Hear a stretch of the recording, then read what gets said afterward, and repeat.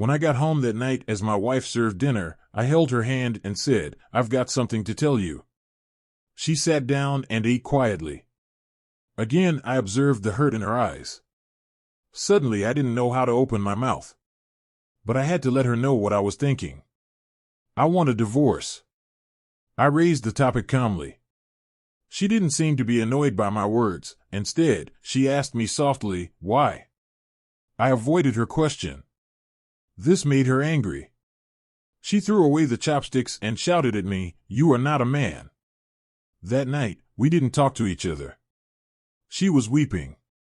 I knew she wanted to find out what had happened to our marriage. But I could hardly give her a satisfactory answer. She had lost my heart to Jane.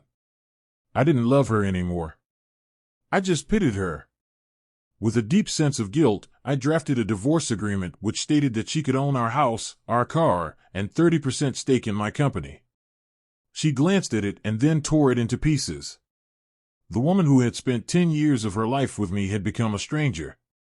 I felt sorry for her wasted time, resources, and energy, but I could not take back what I had said, for I loved Jane so dearly. Finally, she cried loudly in front of me, which was what I had expected to see. To me, her cry was actually a kind of release.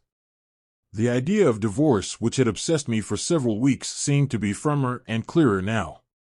The next day, I came back home very late and found her writing something at the table. I didn't have supper but went straight to sleep and fell asleep very fast because I was tired after an eventful day with Jane. When I woke up, she was still there at the table writing.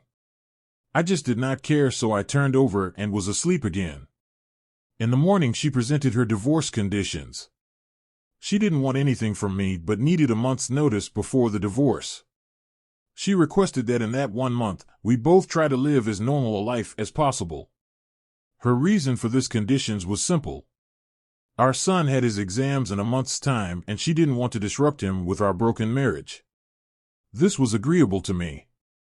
But she had something more. She asked me to recall how I had carried her into our bridal room on our wedding day.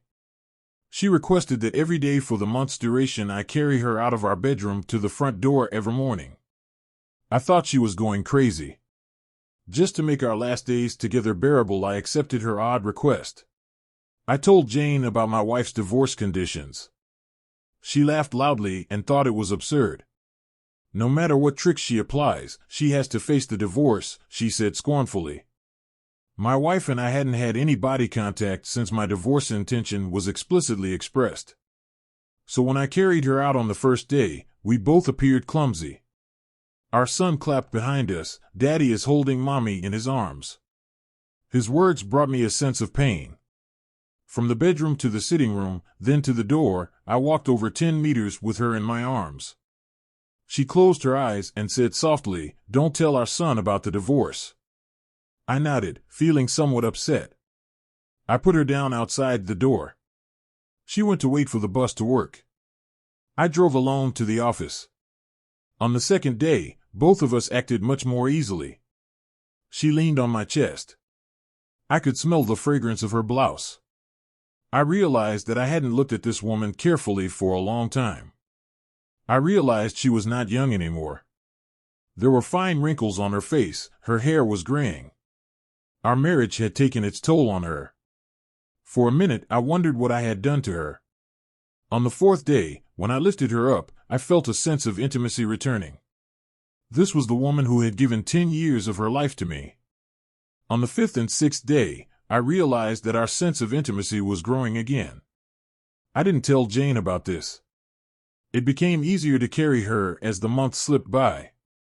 Perhaps the everyday workout made me stronger. She was choosing what to wear one morning. She tried on quite a few dresses, but could not find a suitable one. Then she sighed, "All my dresses have grown bigger." I suddenly realized that she had grown so thin. That was the reason why I could carry her more easily. Suddenly it hit me. She had buried so much pain and bitterness in her heart. Subconsciously, I reached out and touched her head. Our son came in at the moment and said, "Dad, it's time to carry Mom out."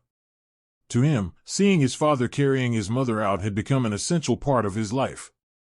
My wife gestured to our son to come closer and hugged him tightly. I turned my face away because I was afraid I might change my mind at this last minute. I then held her in my arms, walking from the bedroom, through the sitting room, to the hallway. Her hands surrounded my neck softly and naturally.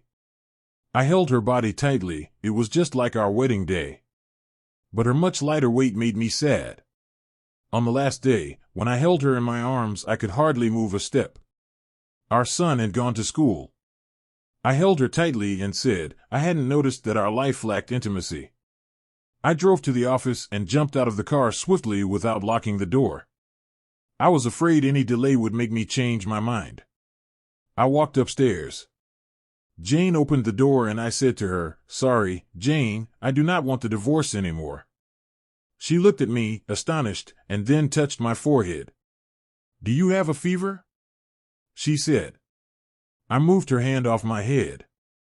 Sorry, Jane, I said, I won't divorce. My marriage life was boring probably because she and I didn't value the details of our lives, not because we didn't love each other anymore. Now I realize that since I carried her into my home on our wedding day, I am supposed to hold her until death does us apart. Jane seemed to suddenly wake up. She gave me a loud slap and then slammed the door and burst into tears. I walked downstairs and drove away. At the floral shop on the way, I ordered a bouquet of flowers for my wife.